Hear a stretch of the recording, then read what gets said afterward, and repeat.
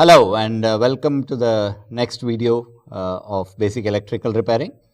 In the last two videos, we have been trying to understand different types of joints and the reason why we need joints. We learned how to make a straight joint and how to make a T joint. Now, these joints are not complete just when you connect the two wires together.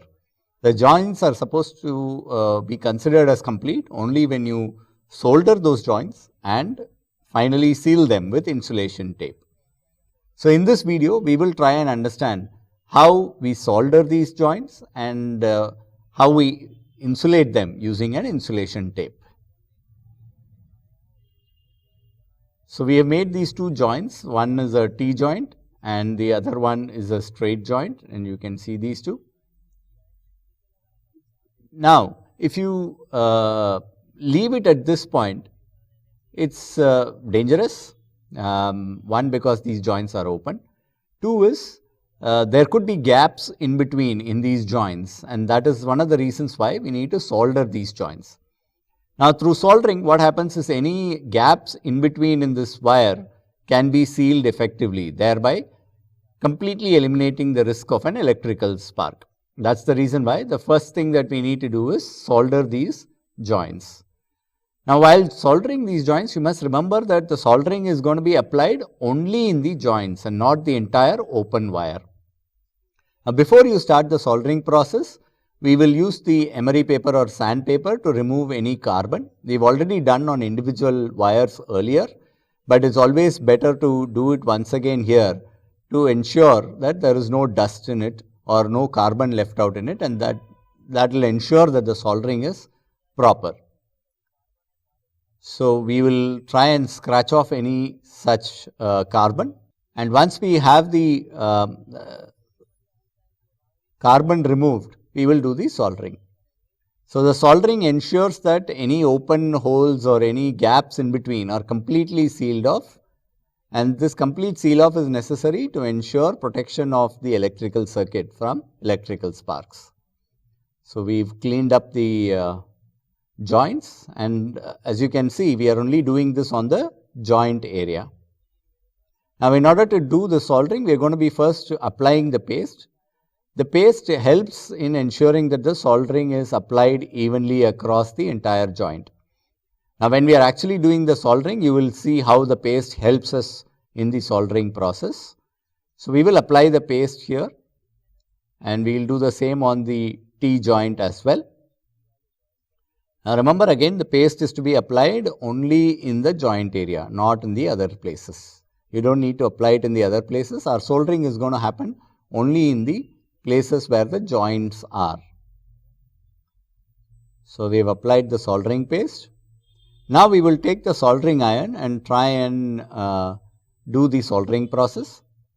Now, we have switched on the soldering iron already. The soldering iron is now warming up. The soldering bead should not have any carbon particles in it. Normally, this tip, the soldering iron tip, can have some left out carbon because of earlier usage. So, we will scratch it against a piece of stone to remove any such unwanted dirt or carbon particles from the tip of the soldering iron. This will ensure that the tip is clean for usage, and we will be able to do the soldering very easily with that. So, we have removed any of that. We scratch it against an emery paper, or you can do it with a stone and remove any such dirt particles or carbon sticking on to the bit of the soldering iron. Now, for the soldering of joints here, what we will be doing is a very different process. We will not melt the soldering wire directly onto the joints. We are going to place our soldering iron on the joint. This will ensure that heat is transferred to the wire and the wire heats up. Once the wire heats up, we are going to place the soldering wire on it, and that will melt the soldering wire. This is a different type of soldering, as you can very closely see. We are warming up the wire, and once we warm up the joint part of it, once the joint part is hot, when you place the soldering wire on top, the soldering wire will start melting on its own. As you can see, we are not melting the soldering wire, we are actually transferring the heat to the soldering wire through the joint. And as you can see, once the soldering, the joint wire is hot, it will automatically start melting, as you can see. And this is where the paste comes in very handy. The paste also ensures that the melted soldering wire is spread across evenly to the bottom portion of the joint also. So, the joints are warm, and when we place the soldering wire, it automatically melts and ensures that the solder is intact. So, wherever you see a gap, you place the soldering wire there, warm up the joint, and automatically the soldering wire will melt, thereby sealing off any of those open spaces. And the paste ensures that the solder is evenly spread out across all the areas. As you can see, it's very neatly applied now. And if you see any portion that is jutting out, ensure that it's completely covered with solder. So, we've done the soldering of the straight joint. You can top it off with a little bit of the soldering tip to ensure that it covers any of those spaces which are left out also. Similarly, we will try and do the soldering for the T joint as well. We've already applied the paste in it. We're going to warm up the wire now by touching the soldering iron on it. This will heat it up, and once it's hot enough, we will use the soldering wire and melt it onto the joint. As you can see now, the wire is really hot, and that's why the soldering wire is melting to fill any of those open spaces. So, wherever there is a gap, you need to ensure that those gaps are filled with adequate solder. So, you are warming it up and ensure that the solder is applied evenly across the entire joint. Now, there should not be any open points there, and when we say open points, you need to ensure that there are no sharp edges, either due to soldering or due to the wire connections. When you have sharp edges such as these, this can result in tearing off the insulation tape later and can result in a short circuit. So, we will need to use a little more solder there to ensure that we cover up and smoothen out any of those sharp edges using the solder. So, we will go back and melt out a little more solder and cover up the rough edges or sharp edges on the joint. So, we have covered it up with solder now and spread out the solder equally across the entire joint. So, once the soldering is complete, the next step is to cover up with insulation tape. We need an insulation tape primarily to cover up all these open areas. These are open wires and are very dangerous. So, we will take the PVC insulation tape and apply it around these joints to ensure that they are completely intact and safe. So, we will take a bit of PVC tape.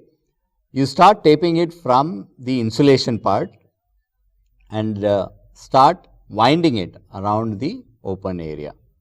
Take it around, wind it around the open area and ensure that it's wound tightly around the open area.